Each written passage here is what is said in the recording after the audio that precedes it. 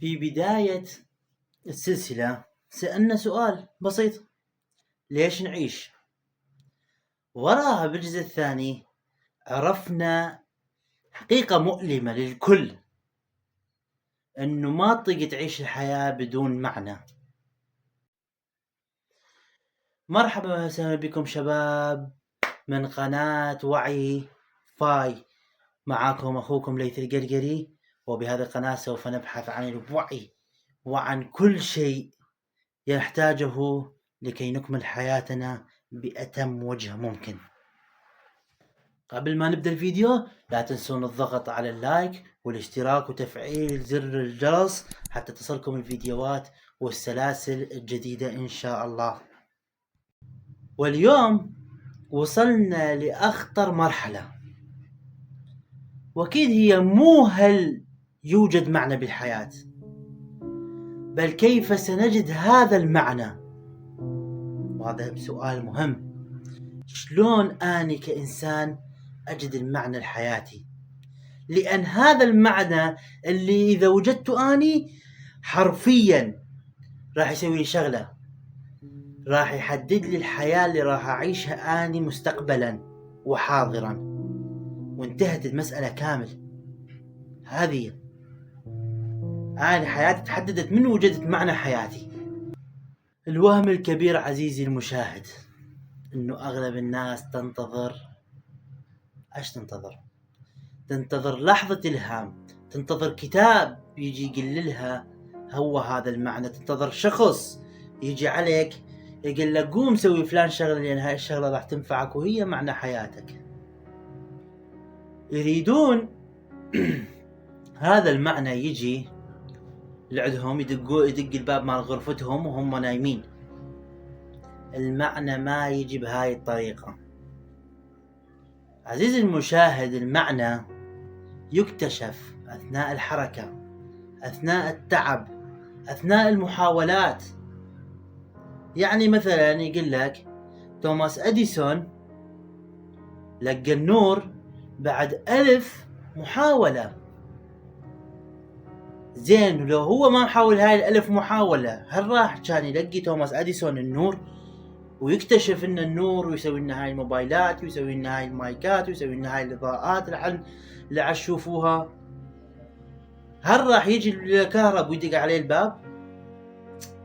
ابد. حاول، انت هم حاول، راح تجد معنى حياتك وراح تجد شيء انت تقدر تسويه، وهو هذا معنى حياتك وهو اللي راح يحدد حياتك. راح تبقى بالاثر طول حياتك ولا راح تبقى مجهول ما تعرف شو بعقلك؟ انتهت. نرجع لسقراط. سقراط قبل آلاف السنين كان يمشي بالأسواق ويسأل الناس معنى العدالة ومعنى الحياة ومعنى السعادة ومعنى العمل. كان الناس كلها تنزعج منه. ليش؟ لأن كان هاي الأسئلة تهزهم، تهز الإنسان، تخليه يفكر، تخليه يطلع من الروتين اللي هو بيه، تخليه يطلع من منطقة الراحة، يطلع منها هذا الزون اللي عايش بيه منطقة الراحة، يطلع منها. ولهذا كانوا ينزعجون منه. سقراط عزيزي المشاهد ما أعطاهم معنى واضح، لكن سقراط علم الناس يبحثون. قال لهم الحياة التي لا تفحص لا تستحق العيش. طبعا هاي مقولة مشهورة لسقراط: الحياة التي لا تفحص لا تستحق العيش. انتهت مسألة وسدها. حياتك إذا أنت ما راح تستكشف فيها شنو بيها الزين وشنو بيها الما زين، وراح تشوف بيها السيئات وتشوف بيها الحسنات وتشوف بيها الخير وتشوف بيها الشر، انت ليش عايش؟ اذا انت قاعد ممدد نايم من الصبح لليل، ما تريد تشوف شر، ما تريد تتجادل مع هذا وما تريد تحكي مع هذا وما تريد تطلع برا على مود تقابل الناس، انت خلاص انتهت حياتك. هنا قفلها وخلاص، انتظر الموت وانتهت. وببساطة شديدة يعني انت اذا ما سألت نفسك ليش، انت حرفيا انت على حافية الهاوية وانتظر الموت، لان شغلتك انتهت من الحياة، ما لك اي معنى بالحياة. انتظر الموت وشوف بعدين غيرك ايش راح يسوي، وطي مجال غيرك يعيشون حياتهم. ابد لا تاخذ مساحة بين اللي يريدون يعيشون ويعرفون ليش يريدون يعيشون. الموت حق، لكن اكو ناس راح تعيش وراح تسوي خير من هذا المعنى اللي راح تجده.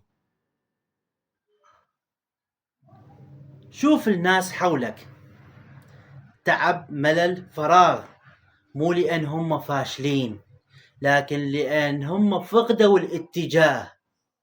والإنسان بدون معنى عزيزي المشاهد مثل سفينة بدون بوصلة،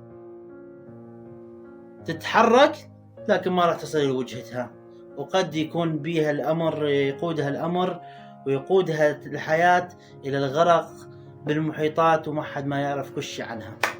وهذا الإنسان كذلك بدون معنى لحياته راح يتدمر وينهار نرجع أذكرك بفيكتور فرانكل الدكتور النفسي المشهور، عندما دخل المعتقلات وداخل المعتقلات فقد كل شيء، اسمه، وظيفته، عائلته، ناسه، صار مجرد هو رقم بهاي المعتقلات. ما فقد الشغف، قعد بحث واكتشف شيء مهم. واللي كانوا يصمدون بهاي المعتقلات فرقهم عن اللي كانوا يستسلمون مو القوة ولا الصحة، لكن هذول لهم معنى للحياة. يريد يطلع، هذا اللي يريد يشوف زوجته، هذا اللي يريد يكمل كتابة الكتاب وينجزه، وهذا اللي يريد يطلع يفتح الشركة الخاصة به، عنده حلم. وهذا اللي يريد يطلع من المعتقل يشوف ولاده، وهذا اللي يريد يطلع همين يشوف حبيبته. كل واحد عنده معنى بيها للحياة حتى يعيش على مودها. هذا كان فرق داخل السجون عند فيكتور فرانكل. وبعد ما خرج فيكتور فرانكل قال الجملة الشهيرة: الإنسان يستطيع أن يتحمل أي كيف إذا كان لديه لماذا. هاي مهمة. يعني فيكتور فرانكل هو نفسه اللي خلى سؤال سقراط له جواب.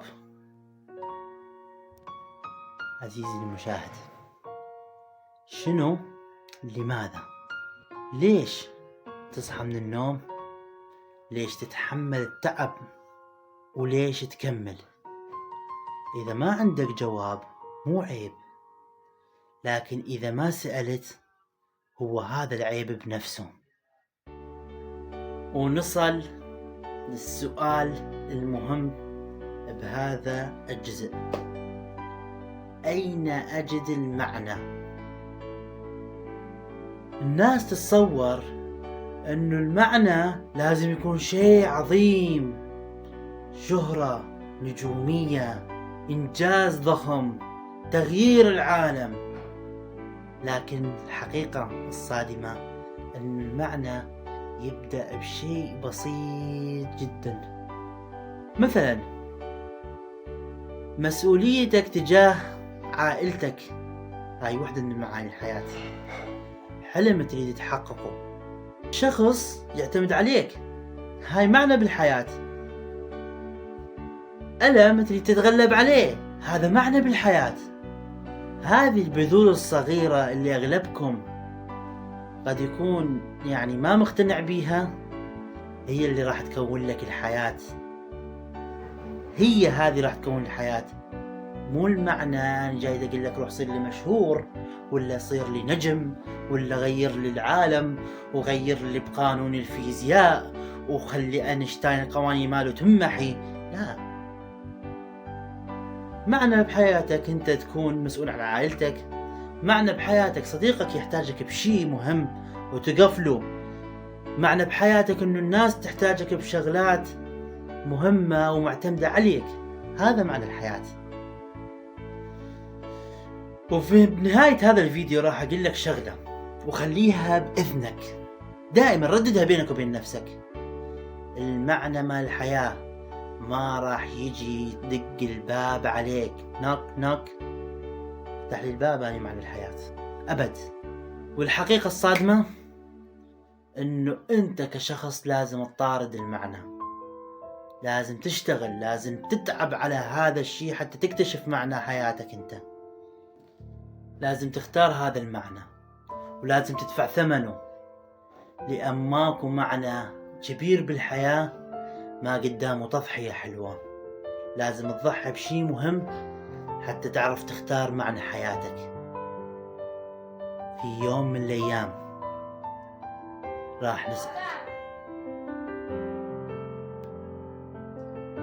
في يوم من الأيام عزيزي المشاهد أني وإنت راح نقف ونسأل